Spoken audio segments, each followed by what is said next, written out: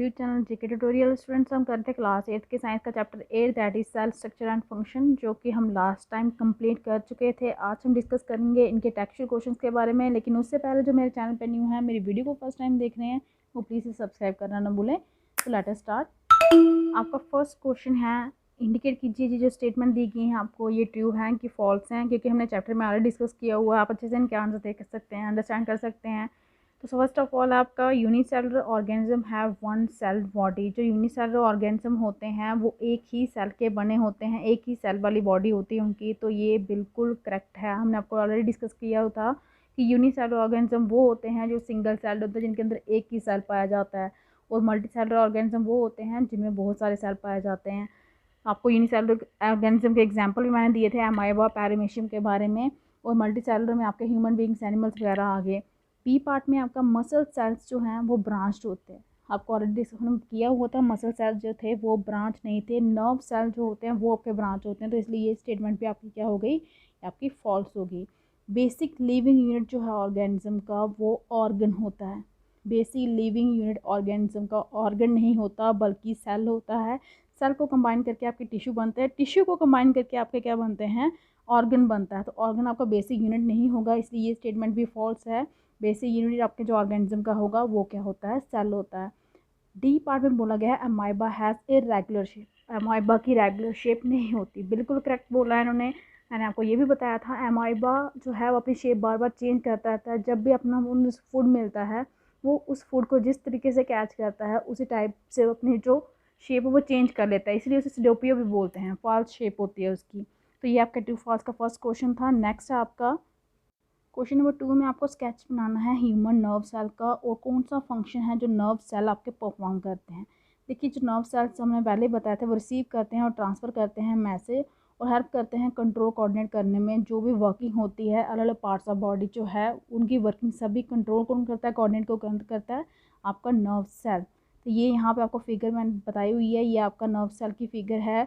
ये यहाँ पे न्यूक्लियस है, ये इसके डेंड्राइट हैं, ये सेल बॉडी है, ये इसके एक्सोन्स होते हैं जहाँ पे जो जोड़ होते हैं, और ये नर्व की आपके क्या है, एंडिंग है। नेक्स्ट आपको क्वेश्चन नंबर 3 है, आपको शॉर्ट नोट लिखने हैं साइटोप्लाज्म पे और न्यूक्लियस ऑफ ए सेल पे। तो सबसे पहले साइटोप्लाज्म क्या होता है, जेली लाइक सब्सटेंस जो कहाँ पे होता है, न्यूक्लियस सेल मेम्ब्रेन के बीच में पाया जाता है, उसे हम साइटोप्लाज्म कहते हैं। बहुत सारे सेल ऑर्गेनेल्स होते हैं जैसे राइबोसोम्स, माइटोकॉन्ड्रिया, वो सब कहाँ पे सस्पेंडेड, कहाँ किसके अंदर पाए जाते हैं, साइटोप्लाज्म के अंदर पाए जाते हैं। ये हेल्प करता है एक्सचेंज करने में, स्टोर करने में, किसको, सब्सटेंस को सेल ऑर्गेनेल्स के अंदर। और ज़्यादातर जो भी मेटाबॉलिक, जो भी सेल के अंदर जो भी एक्टिविटीज़ होती हैं वो कहाँ पे होती हैं, साइटोप्लाज्म के अंदर होती हैं। यहाँ पे आपको डायग्रामेटिकली शो करने की जरूरत नहीं है, क्योंकि आपको क्वेश्चन में नहीं पूछा गया है। जी जस्ट शो करने के लिए बताया गया कि ये आपका न्यूक्लियस है, ये साइटोप्लाज्म है, ये सेल मेम्ब्रेन है, जस्ट पोजीशन बताने के लिए। अदरवाइज आपको नीड नहीं है यहाँ पे डायग्राम बनाने की। नेक्स्ट आपका है nucleus of cell. Nucleus of cell आपका क्या होता है, सेंटर जो डेंस राउंड बॉडी होती है सेंटर के अंदर, उसे आप न्यूक्लियस कहते हैं। जो इंपॉर्टेंट कंपोनेंट होता है लिविंग सेल का, जो जनरली स्फेरिकल शेप का होता है, वो सेंटर ऑफ सेल में इसकी लोकेशन होती है, सेल के सेंटर में पाया जाता है।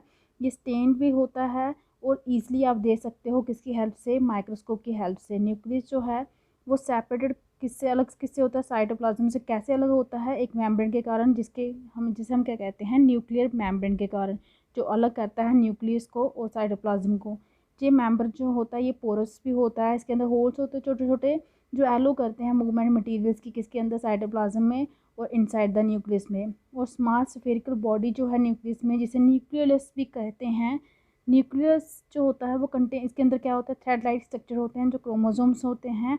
इन क्रोमोसोम्स के अंदर जीन्स होते हैं जो हेल्प करते हैं, जो भी पेरेंट्स के इनहेरिटेंस, जो भी कैरेक्टर्स होते हैं वो पेरेंट्स से किस में आते हैं, ऑफस्प्रिंग में, बच्चों में आते हैं, वो इसी जीन्स के कारण आते हैं। नेक्स्ट क्वेश्चन 4 है आपका, कौन सा पार्ट है सेल का जिसके अंदर ऑर्गेनेल्स पाए जाते हैं। तो अभी मैंने डिस्कस किया था, साइटोप्लाज्म जो लिक्विड होता है उसके अंदर क्या होते हैं, सारे जो भी ऑर्गेनेल्स हैं वो पाए जाते हैं, जैसे कि आपका माइटोकॉन्ड्रिया हो गया, गोल्गी बॉडीज हो गया, राइबोसोम्स हो गया, वो सब साइटोप्लाज्म के अंदर पाए जाते हैं। नेक्स्ट क्वेश्चन नंबर 5 है, आपको स्केच बनाना है प्लांट सेल का, एनिमल सेल्स का, और एटलीस्ट 3 डिफरेंस उनमें बतानी है। हमने 4 डिफरेंस आपको यहाँ पे बता दी हैं, स्केच आपने बाद में ड्रा करने हैं। जैसे फर्स्ट ऑफ ऑल आपका सेल बॉल, सेल बॉल जो है वो प्रेजेंट होता है सेल प्लांट सेल के अंदर, और एब्सेंट होता है आपका एनिमल सेल के अंदर। सेंट्रोजोम जो होता है वो एब्सेंट होता है आपका प्लांट सेल में, वो प्रेजेंट होता है एनिमल सेल में, क्योंकि ये हेल्प करता है सेल की डिवीज़न में। प्लासिड्स जो होते हैं प्रेजेंट होते हैं आपके प्लांट सेल में और एब्सेंट होते हैं कहाँ पे, एनिमल सेल में। जो वैक्यूल्स पाए जाते हैं वो लार्ज साइज़ के होते हैं प्लांट सेल में, और एनिमल सेल में कई बार होते ही नहीं, अगर होंगे तो बहुत ही स्मॉल साइज़ के होंगे। और ये है आपका sketch plant cell and animal cells का। ये सेल मेम्ब्रेन जो दोनों में पाया जाता है। ये वैक्यूल्स देखिए प्लांट सेल में कितने बड़े साइज़ का है और एनिमल सेल में कितने छोटे साइज़ के हैं। ये न्यूक्लियस है, ये दोनों में पाया जाता है। साइटोप्लाज्म भी दोनों में पाया जाता है। नेक्स्ट क्वेश्चन नंबर 6 है आपको डिफरेंस बतानी है यूकैरियोट्स और प्रोकैरियोट्स में। प्रोकैरियोट्स क्या होते हैं, सेल्स जिनके अंदर न्यूक्लियर मटेरियल होता है बिना न्यूक्लियर मेम्ब्रेन के, उन्हें क्या कहते हैं, प्रोकैरियोटिक सेल्स।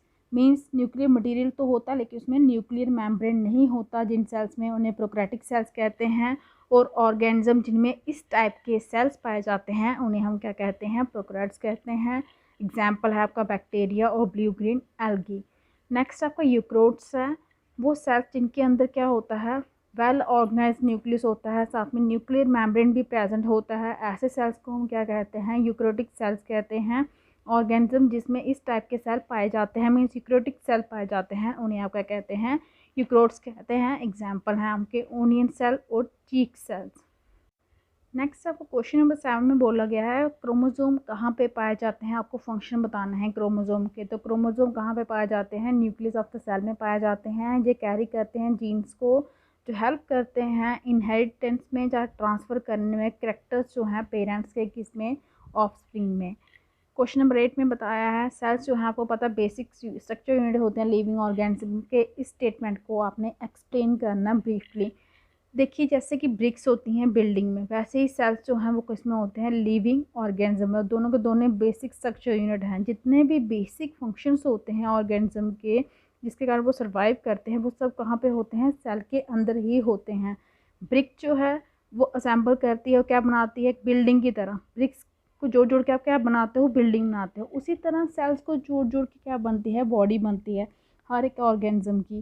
जो ग्रुप है सेल का वो बनाता है टिश्यू, जो परफॉर्म करते हैं अपने स्पेसिफिक फंक्शन, उनको अलॉट किए गए होते हैं उन्होंने क्या काम करना है, वो वही ग्रुप और टिश्यू फिर मिल के क्या बनाते हैं, आपके ऑर्गन बनाते हैं। और सेम वे जो ग्रुप ऑफ ऑर्गन्स होते हैं वो क्या बनाते हैं, ऑर्गेनिज्म बनाते हैं। इसीलिए सेल को कहा जाता है बेसिक स्ट्रक्चर यूनिट किसका, लिविंग ऑर्गेनिज्म का। क्योंकि अगर सेल कंबाइन होकर टिश्यू नहीं बनाएंगे, टिश्यू कंबाइन नहीं होंगे तो आपके ऑर्गन नहीं बनेंगे, ऑर्गन कंबाइन नहीं होंगे तो आपका ऑर्गेनिज्म नहीं बनेगा। तो बिना सेल के टिश्यू नहीं बनेंगे, टिश्यू के बिना आपके ऑर्गन नहीं बनेंगे और ऑर्गन के बिना आपका ऑर्गेनिज्म नहीं बनेगा। इसीलिए सेल को कहा जाता है basic structure unit living organism का। नेक्स्ट आपको क्वेश्चन नंबर 9 है, आपको एक्सप्लेन करना है क्यों क्लोरोप्लास्ट जो हैं वो सिर्फ प्लांट सेल में ही पाए जाते हैं। देखिए जो क्लोरोप्लास्ट हैं वो प्लांट सेल में पाए जाते हैं क्योंकि क्लोरोप्लास्ट के अंदर क्लोरोफिल होता है, जो ज़रूरी किसके लिए, तो फोटोसिंथेसिस की प्रोसेस के लिए। और फोटोसिंथेसिस की प्रोसेस किस में होती है, प्लांट्स के अंदर होती है। क्लोरोफिल ट्रैप करता है, पकड़ के रहता है, सेल की एनर्जी को यूज़ करता है उसको खाना बनाने के लिए। तो प्लांट्स को अपना खाना खुद बनाना पड़ता है, इसलिए इनको क्लोरोप्लास्ट की नीड है। एनिमल्स में ऐसा है नहीं, तो इसलिए वहाँ पे क्लोरोप्लास्ट जो है वो प्रेजेंट नहीं होता। नेक्स्ट आपका क्वेश्चन नंबर 10 है, कंप्लीट कीजिए क्रॉस वर्ड को। क्लूज आपको दिए गए हैं, उसके अकॉर्डिंग आपने इन्हें क्या करना है, कंप्लीट करना है। चलिए सबसे पहले क्रॉस में है, this is necessary for photosynthesis. Photosynthesis की प्रोसेस के लिए नेसेसरी है। क्रॉस में देखिए सी से स्टार्ट हो रहा है, तो कौन सा आपका एलिमेंट है जो नीड होता है आपके फोटोसिंथेसिस में, नेसेसरी है, वो आपका क्लोरोप्लास्ट। CHLOROPLAST, chloroplast. वो टर्म कंपोनेंट की जो प्रेजेंट होती है किसमें, साइटोप्लाज्म में। तो कौन सी टर्म है जो प्रेजेंट होती है साइटोप्लाज्म में, दैट इज़ ऑर्गेनेली। तो यहाँ पे आएगा organelle, ORGANELLE, organelle. Living substance जो होता है सेल का उसे हम क्या बोलते हैं, उसे हम बोलते हैं प्रोटोप्लाज्म। 6 नंबर पे है आपका प्रोटोप्लाज्म, PROTOPLASM, प्रोटोप्लाज्म। नेक्स्ट है units of inheritance present on the chromosomes. जो क्रोमोसोम्स के अंदर क्या होता है, प्रेजेंट होता है। तो जीन्स होते हैं आपके क्रोमोसोम्स के अंदर प्रेजेंट, तो यहाँ पे आएगा आपका GENES, जीन्स।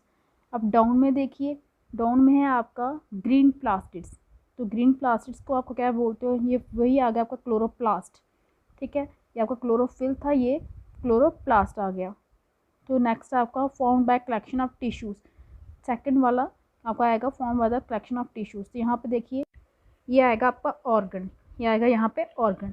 नेक्स्ट है separate the components of the cell from the surrounding medium, जो सेपरेट करता है सेल के कंपोनेंट को किससे, सराउंडिंग के मीडियम से, तो वो होता है आपका मेम्ब्रेन। तो यहाँ पे आएगा, ये एम से स्टार्ट हो रहा है, मेम्ब्रेन।